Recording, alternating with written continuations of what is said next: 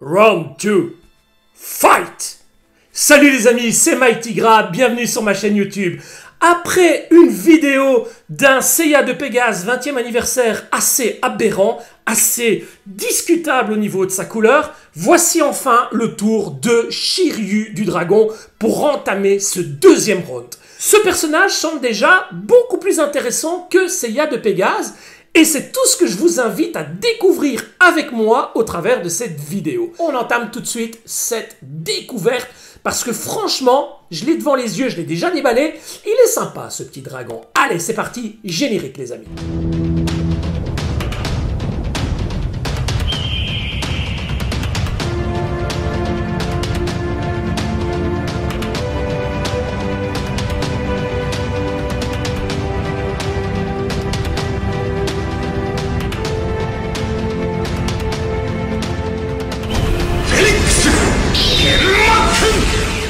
Boîte 20e anniversaire qui nous fait une fois encore le grand honneur d'être illustré par la talentueuse Michi Himeno avec un Shiryu du dragon point levé vers le ciel de toute beauté.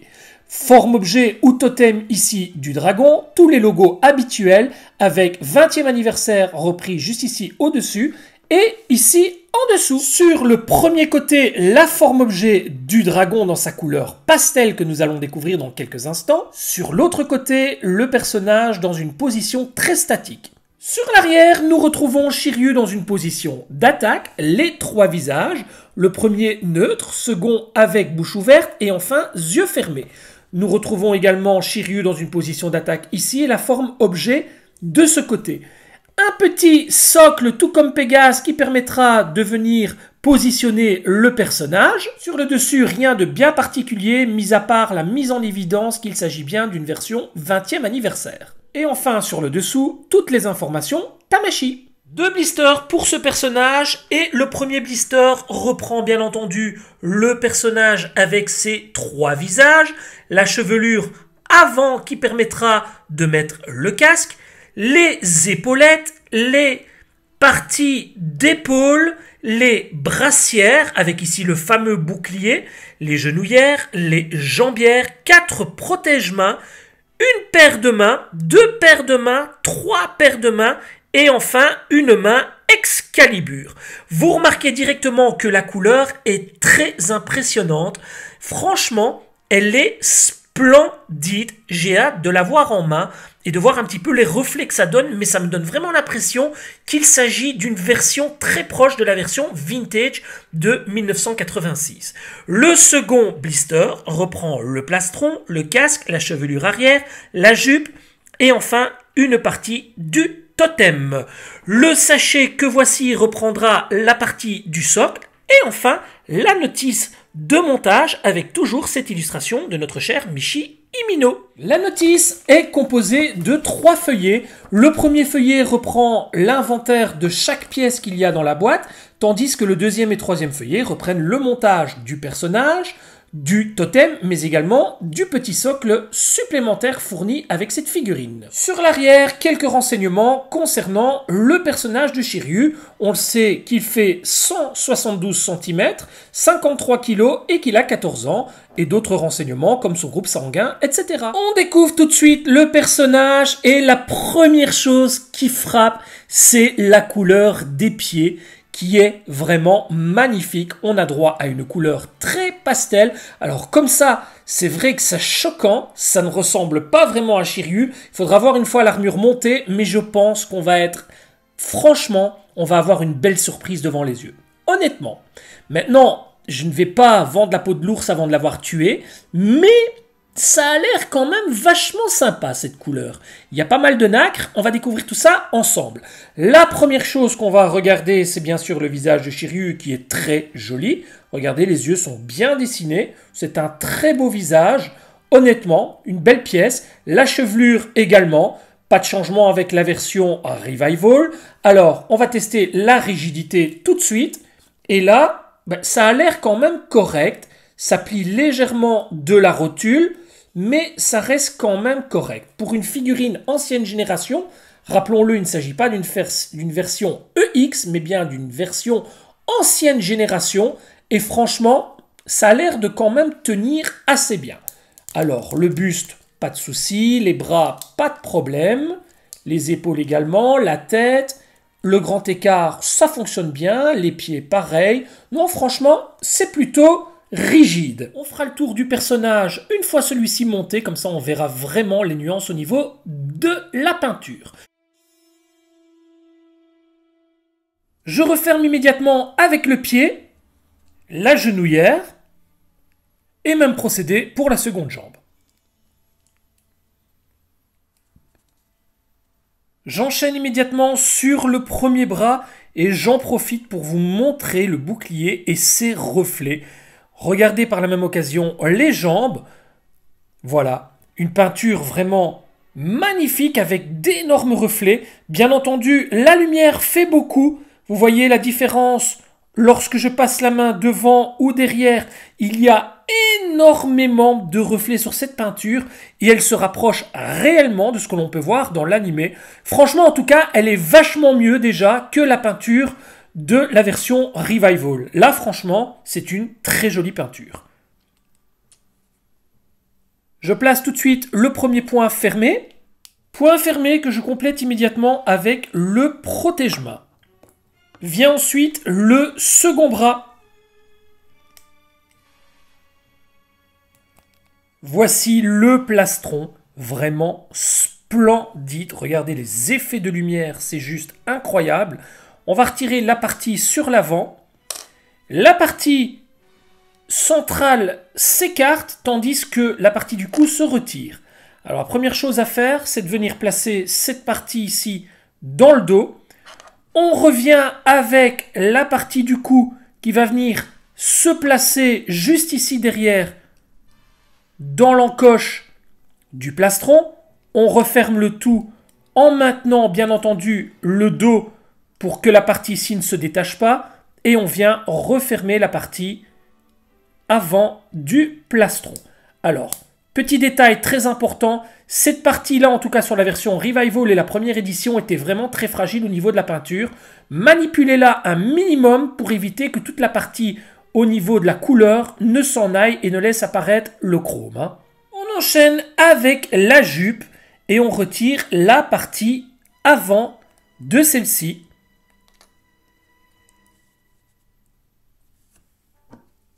Et on vient la placer dans le dos calmement en refermant les deux parties sur l'avant. Et ensuite, bien sûr, on vient refermer la ceinture. Vient ensuite le tour du dessus des épaules et honnêtement, moi ces parties-là, elles m'ennuient, elles sautent tout le temps. Dès qu'on les place et qu'on essaie de faire un mouvement au niveau du personnage, mais ça a tendance à sauter. Et franchement, moi ces parties-là, elles m'agacent. Si vous êtes pour faire une pose avec les bras levés, retirez-les, on ne les voit pas de toute manière. Une fois que les épaulettes sont placées, franchement, ces pièces-là sont vraiment, à mon sens, très facultatives. Ensuite, on viendra placer les épaulettes. On va venir placer la petite mèche sur l'avant. On va récupérer le casque, qui est juste splendide. Le casque est en 3 parties, donc on va retirer la partie supérieure, écarter la partie principale, en 4 parties, pardon, pas en 3 parties, 4 parties. Regardez, il y a encore une petite partie sur l'arrière. Voilà. On va venir placer cette pièce à l'arrière comme ceci. Et on va revenir refermer le casque autour. Calmement, c'est du plastique, donc la peinture, c'est fragile.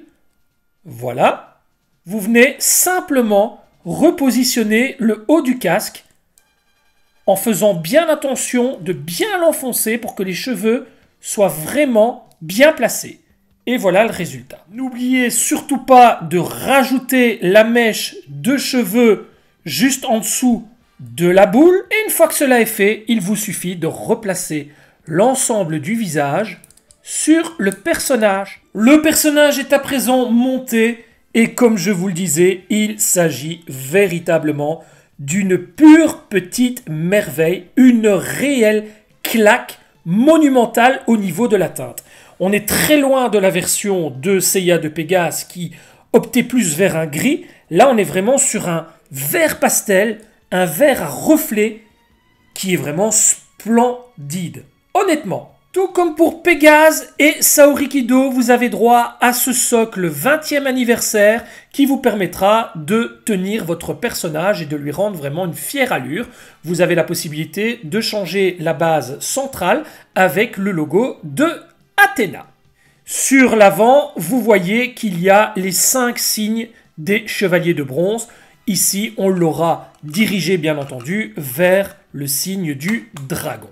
Avant d'attaquer la séquence de posing en série, voici les deux versions du Shiryu du dragon, ici dans sa version 20e anniversaire et ici dans sa version Revival. Et vous voyez clairement que les couleurs sont totalement différentes. Bien entendu, la lumière fait énormément. Je vais à présent prendre le personnage et aller le placer en vitrine et vous allez voir tout de suite qu'avec la lumière d'une vitrine, c'est totalement différent. Et voilà ce que donne Shiryu en vitrine et tout de suite, avec la lumière directe de la vitrine, on a une couleur beaucoup plus pastel, beaucoup plus agréable, quelque chose qui ressemble étrangement plus à la version vintage de 1986. Le rendu pour moi est juste exceptionnel, bien entendu il s'agit de 4 versions Revival là, mélangées avec une version 20e anniversaire.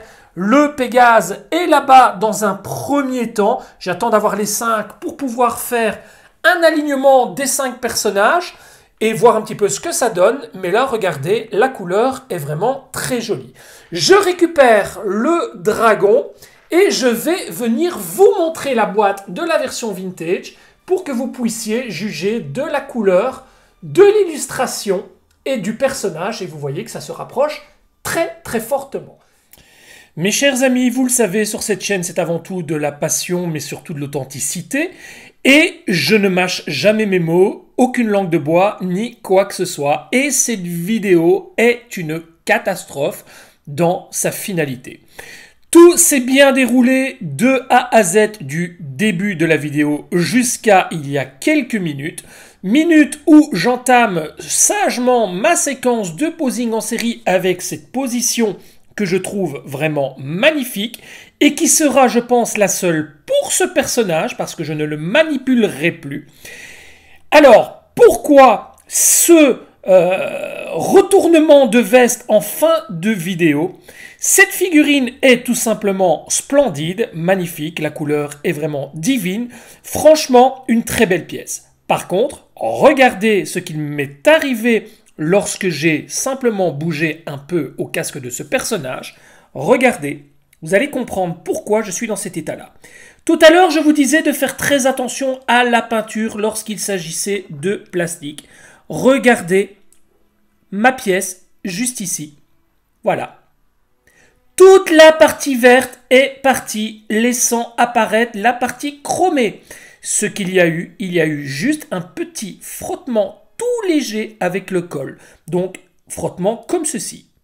Voilà, il n'y a pas eu plus. Ce n'est pas que j'ai forcé la tête ni quoi que ce soit. La tête a légèrement touché la partie de l'encolure. Et regardez, tout le chrome est à présent apparu. Alors, inutile de vous dire que je l'ai très mauvaise, que maintenant, je n'ai pas d'autre alternative que de positionner la tête de cette manière pour cacher toute cette partie-là. Et que, forcément, cette pose, bien qu'elle soit très jolie, sera la seule pour ce personnage parce que je n'ai plus envie du tout de le manipuler. Je suis vraiment déçu. On se retrouve tout de suite pour le débriefing. Vous allez voir à ma tête que je suis loin d'être content. Et c'est quand même une belle claque dans la tronche juste en fin de vidéo. Alors là, les amis, c'est la grosse déception. La vidéo avait pourtant bien commencé et elle finit très mal pour moi. Voilà, c'est la magie du live. Il n'y aura donc pas de séquence de posing en série pour cette figurine. Néanmoins, rassurez-vous, on finira la vidéo avec une petite mélodie sympathique et cette unique pose que je filmerai sur tous les angles pour bien voir la couleur de la figurine. Ne prêtez pas attention donc à la mâchoire du casque qui est complètement décolorée. C'est un truc de malade, je ne comprends pas. Après, on s'étonnera que beaucoup de collectionneurs revendent leur collection complète de Mythe Close. Ça reste des figurines dites articulées, des actions figures, comme on appelle ça. Ce sont des figurines qui sont prévues pour être manipulées. Dès que vous les manipulez, la couleur s'en va. C'est pas normal. Alors, je suis très content de cette figurine parce qu'elle est vraiment magnifique. Elle rend super bien en vitrine. Franchement, c'est une belle surprise comparativement au Pégase V1 en version 20e anniversaire. Mais honnêtement, le coup de la peinture comme ça, le pire c'est que je vous le dis au début de la vidéo, faites attention au niveau du plastron, les parties plastiques, c'est très fragile. Boum! Première pose que j'effectue pour une séquence de posing en série que je m'attendais à faire avec beaucoup de plaisir, la peinture s'en va. C'est juste inadmissible pour des produits qui dépassent allègrement les 100 €. C'est juste pas possible. On viendra s'étonner que les bootlegs prennent beaucoup d'ampleur au niveau des collections des passionnés. Posez-vous les bonnes questions. Pourquoi? C'est moins cher, certes, on n'a pas de boîte. On n'a pas de jolie boîte, certes, on n'a pas de blister, etc. Certes, je le conçois, mais on a des figurines de qualité pour bien moins cher. Ici, honnêtement, on paie une boîte. Alors, payer une boîte 130 €, c'est un peu cher quand même. C'est un peu cher. Je préfère, à la limite, me rediriger vers des bootlegs à 50, 60 € pour les plus chers, mais avoir quelque chose d'un peu plus qualitatif dans les mains. La peinture tient très bien. Alors, certes, c'est pas parfait, mais Bandai non plus. Là, franchement, c'est une belle claque dans ma tronche en fin de vidéo. Une vidéo qui pourtant était vraiment bien entamé, j'étais vraiment avec le smile. Là, honnêtement, c'est plutôt le smile inversé que j'ai et plutôt de la colère. Je fais toujours très attention en manipulant mes figurines. Vous imaginez que la figurine a juste eu le menton qui a légèrement touché le col de l'armure. Il n'en a pas fallu plus. Est-ce qu'il y a eu une réaction? Est-ce que ça a collé? J'en sais rien. Une fois que j'ai retourné la tête, plus de peinture. Voilà. Le pire, c'est qu'en frottant le col, toute la peinture sur les doigts. Voilà. C'est pas normal. C'est de la peinture qui est juste posée. À mon avis, elle n'est même pas appliquée. Je sais pas. Franchement, je sais pas. Je suis déçu. Réellement déçu. Quoi qu'il en soit, excusez-moi pour cette fin de vidéo. Vous le savez, authenticité avant tout. Bref, merci d'être venu sur cette chaîne et de m'avoir écouté, les amis. Si ce n'est pas encore fait, abonnez-vous à la chaîne. Les amis, prenez soin de votre famille et de vos proches, c'est là tout l'essentiel. Je vous dis à très bientôt pour une prochaine vidéo. Il y aura le round 3 avec le prochain V1 20e anniversaire qui sortira probablement dans le courant du mois de mars. En attendant, prenez soin de vous, longue vie à Senseiya. Et en tout cas, Bandai, si tu m'écoutes, essaie de faire quelque chose. Essaie de faire quelque chose aux produits que tu nous vends chez Rivillain. Allez, salut les amis, ciao ciao.